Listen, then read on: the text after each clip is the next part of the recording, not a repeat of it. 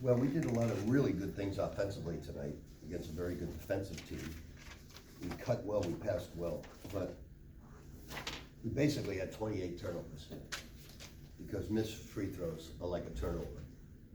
And we were 21 for 38, so I figured we had 32 turnovers. I give them 4 misses, so we really had 28. So really disappointed in it because, you know, it's one thing for a couple of guys to do it, but guys like Tyson Jolly and Dylan Van Eyck, there's no excuse for that type of free throw shooting that's going on. It's gonna cost us in a big way if we keep shooting free throws like this. So I'm disappointed, although the execution was terrific, the play was outstanding, the free throw shooting can cost you games. You can't win 3 games in a tournament shooting free throws like that. So we've got to put in the work to do a better job with that. But outside of that, very good win, moved well, passed well, did a good job. Yeah, they play tough defense, you know, it's kind of what they're putting the pressure on you. You guys handled that well by sharing the ball. You know, I know it was something you mentioned, but what do you see from your guys tonight in terms of where they shared the ball and how much of that? Yeah, I think they passed, they cut well.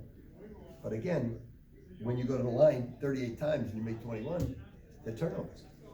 So yes, the execution was great, but they're very smart, just foul them. Don't give them their cuts, and you can't, it's not like a hack a shot one player. You know, it's your key players. So we did a great job of, you know, we're up 20 and they kept hustling, kept playing, and we're happy with the win, we're disappointed in the execution. Yeah, and obviously a short turnaround after coming back from St. Louis, and you know, you guys had to pull that one out Tuesday after, you know, what do you see from the team that game and how they kind of bounced back tonight? This is going to sound, what I told them in the locker room, I said, I didn't come to Iona for mediocrity. I did. I came for greatness, and greatness is every phase of the game of basketball. And I'm not talking about, Donovan Mitchell's not out there, or I'm not talking about talent. I'm talking about execution. So they executed like great players tonight, and they shot free throws like a bad basketball team. So we missed a layup and 2 free throws with the game on the line against St. Louis. We would have had a great road victory. So it did cost us. It didn't cost us tonight, but it cost us there. So we just got to work on it, got to put the time and effort into it.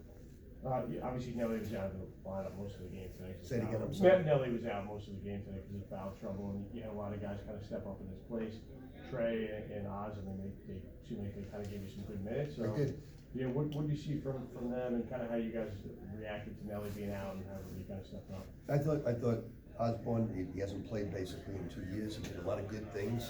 I thought Trey did a lot of good things. He didn't rebound well enough, but he did a good job when he was in there. You know, he's just a freshman. He's going to be a good basketball player down the road.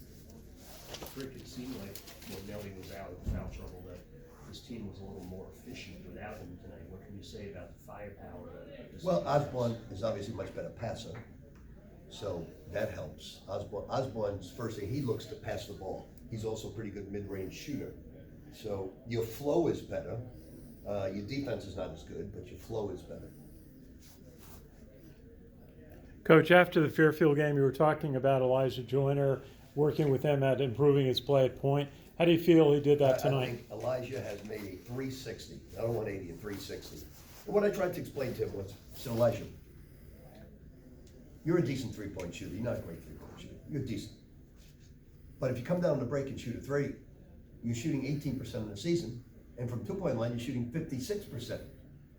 So it behooves you to shoot the 3 at the end of the clock, not at the beginning, and get us driving through basketball. And tonight he had a wide open 3. He drove instead. We passed it, got a wide open 3. So he's been when you see these percentages, 56% in the first half, for the game, what is that, 68 in the second half. That's Elijah Joyner, and that's the guards moving the basketball. You don't, against a team like Manhattan, you don't see these type of numbers. So that's really, really good. And Coach, you had Quinn Slazinki in along with Dylan for a portion in the first half. How did you see that working? It was okay. It was okay. Nothing great. It was okay. How's Walter? He probably missed Sunday's game. Yeah. But what was he? Where did he hurt? I'm not sure. Yeah, that was kind of unfortunate late in the game like that. So he's been a key. You know, he's a key guy for you guys off the bench. Rick, you talked about having to work at the foul shooting, like 73% from the foul line against St. Louis, 59 versus Deerfield, 62% tonight. How much, you have to literally adjust the practices to work on something like that? They're not in school. They can just live in the gym. Okay. But it's no excuse for good players like Nelly 5 for 9, Barrick 0 for 2, Tyson 0 for 2, Dylan 3 for 6, and Walter 3 for 6. No excuse. Excuses with those guys sign a weakness. If you said to me, okay, Nelly's not a great free throw shooter, I'll buy it.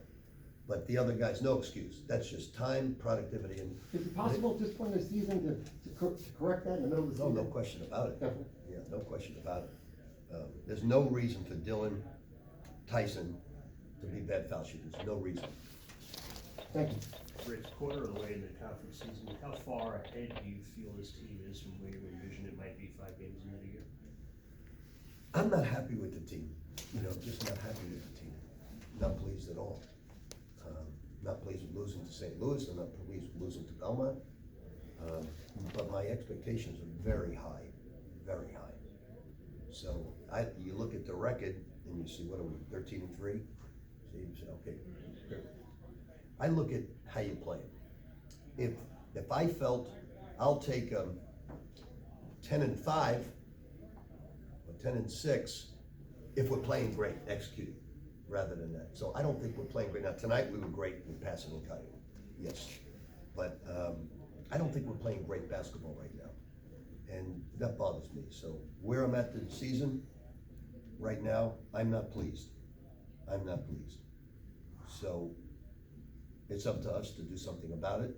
And we certainly are happy with winning any game, but we are not pleased. Not happy with the way we played against Marist, not happy with the way we played against St. Louis, and certainly not happy with the way we shot free throws tonight. Because they're turnovers, guys. They're turnovers. There's no excuse to be a bad foul shooter today. None.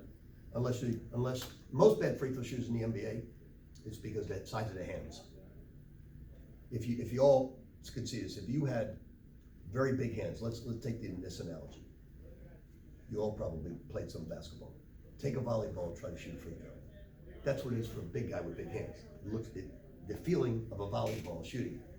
These guys don't have huge hands at all. So there's no excuse for this. None. And I'm very, very close to having a heart attack. Rick, I was do that. sitting right behind you, and in the last 6-7 minutes, it seemed like you probably got most frustrated when the game came like a foul fest. What's that like as a coach when your game comes like a foul fest at the end there? Let me give you an example, like good teams don't do. Like Dylan Van Eyck, who's a very smart player, probably the MVP of the team this year so far. Elijah Joyner is wide open underneath the basket. He tries to throw it long and make a spectacular pass. Why would you do something like that? It's 50-50 ball. Elijah's right there. So those are things that you can control. You can control certain things. You can't control missing shots. You can't control missing free throws. I'm a big believer in look, I'm 69. I can literally shoot blindfolded better than men. Blindfolded. I've done it at camps all my life. I go to the foul line at camps and I can shoot 7 out of 10 closing my eyes. It's not difficult. It's not difficult. It really isn't. So I'm bothered by it. I really am. Coach, the other night you were talking about the bench and you were a little frustrated that you weren't getting enough out of them. Did you see anything tonight that made you feel better about it? I guess a typical coach acting like a horse's ass with a good victory tonight. But I know, I've been in this game so many times. If you shoot free throws like this in St. Louis, it's gonna bite you. It's gonna bite you come tournament time. You're not gonna make the NCAA. So, we've got to do something about it. And we put in a lot of time last year, but when guys are shooting line drive shots, we all know why Steph Curry's such a great shooter. It's been like that ESPN science. He shoots at the biggest rim in basketball because of his arc. So he shoots at 80% of the rim. The way we're shooting free throws, we're not shooting at 50% of the rim. We're just trying to get it over the front. And that's a technique that we have worked on. There's no excuse for that. All good, guys? Okay. Thanks. Thank you.